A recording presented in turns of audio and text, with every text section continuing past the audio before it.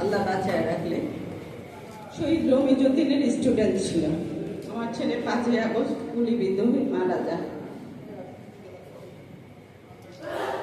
আসলে আমি 2-4টা যে অনুষ্ঠানে গেছি আমার কাহিনীগুলো বলা হয়েছে। আমার 2টা সন্তান, বড় ছেলে 16 বছর, ছোট ছেলের বয়স 13 বছর, এখন 14 চলতেছে।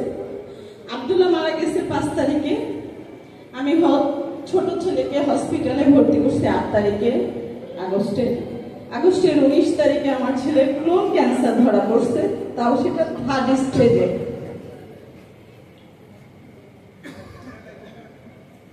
ইভেন আমার হাজবেন্ড মার্চের 18 তারিখ ইন্তেকাল করছে ব্রেন স্ট্রোক করে।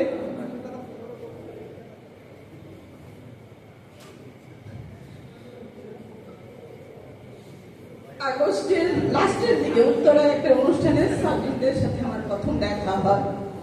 ও শোনে যে আমার এই অবস্থা,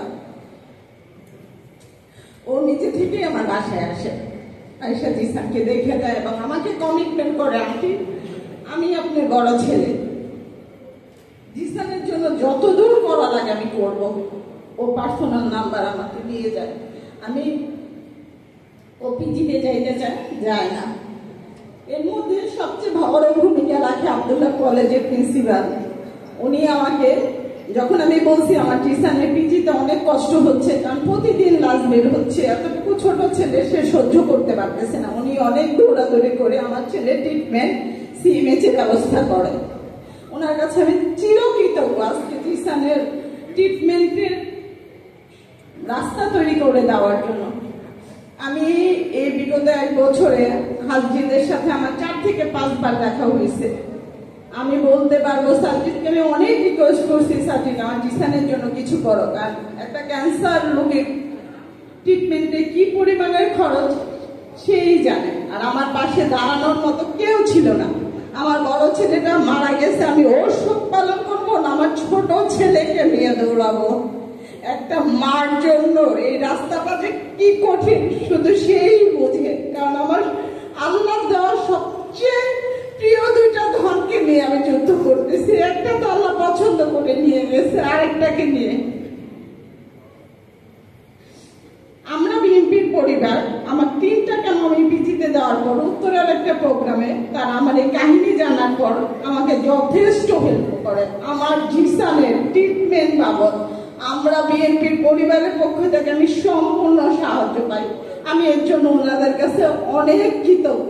আমার এই 13 বছরের বাচ্চাটার বিগত 2 মাসে 2টা বড় বড় সার্জারি হয়েছে। এটা সম্পূর্ণ আমরা বিএনপির পরিবারের পক্ষ থেকে তারেক রহমান স্যার দিছে। আমি ওনার কাছে চিরকৃতজ্ঞ। আমরা বিএনপির পরিবারের মিথুন ভাই, রোমান ভাই, রনি ভাই, বেলাল ভাই সবাই সেকেন্ড অপারেশনে আমার জিসানকে যায় দেখে আসছে হসপিটালে। আমি শুধু বলবো, আমরা তো এই সরকারের কাছে তেমন কিছু চাই না। তারা যদি এই রাজনৈতিক দল যাদের ডাকে আমার ছেলেরা ডাকা শহীদ হয়েছে, যাদের রক্তের বিনিময়ে তারা দাঁড়ায় রয়েছে, তাদেরকেই এখন ভুলে যায়। ভবিষ্যতে তারা আমাদের কি মনে রাখবে? এই উপদেশটা, প্রধান উপদেশটা কি উচিত ছিল না 8.5 ফ্যামিলিকে ডাইকা কথা বলা, কার কি সুবিধা অসুবিধা আছে? আমরা কি তাদের কাছে এতটুকু পাই না? ইভেন আমার আব্দুল্লাহর জন্মদিন ছিল গত বছর নভেম্বরের 1 তারিখে।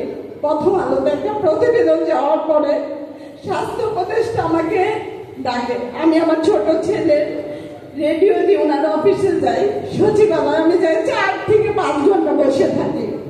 উনি আমাকে বলে আপনি কি চান? আমি শুধু বলছি আমি কেন রেডিও প্রোভাইড করবো, কিন্তু আমার ছেলের সার্জারিটা আপনি একটু বাইরে করে দেন।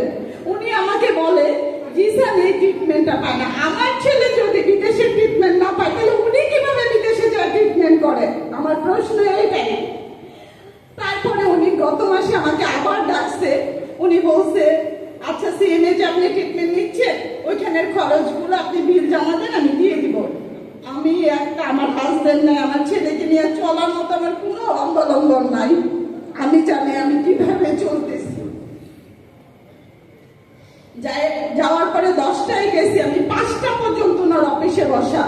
উনি মিটিং এ গেছে, আসার পরে বলতেছে সিএমএইচ এর সাথে আমাদের কোনো কন্টাক্ট নাই, আমাদের দ্বারা সম্ভব না। আপনি পিজিতে 3টা কেমো দিচ্ছেন সেই বিলগুলো আমি আপনাকে দিব।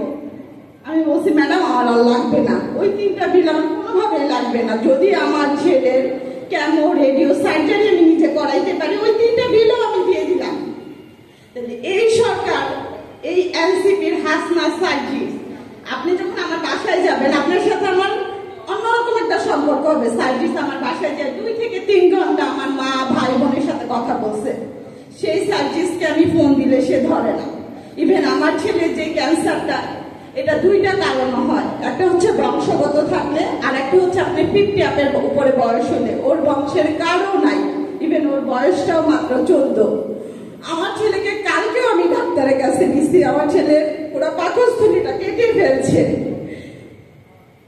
এই সেকেন্ড অপারেশনের পরে 3 দিন পরে ওকে যখন বেডে দেওয়া হয়, ও শুধু আমাকে বলে আম্মু আমি আর নিতে পারতেছি না, আমাকে এবার মাফ করে দাও। একটা মা হিসেবে এই সন্তানের কাছ থেকে এটা শোনার চেয়ে মরে যাওয়া অনেক ভালো।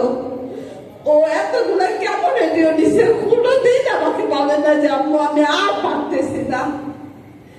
আমি ধন্যবাদ জানাবো আমরা বিএনপির পরিবারের তারেক রহমানের স্যারকে। সেকেন্ড অপারেশনের আগে উনি বলছে জিসানকে শুধু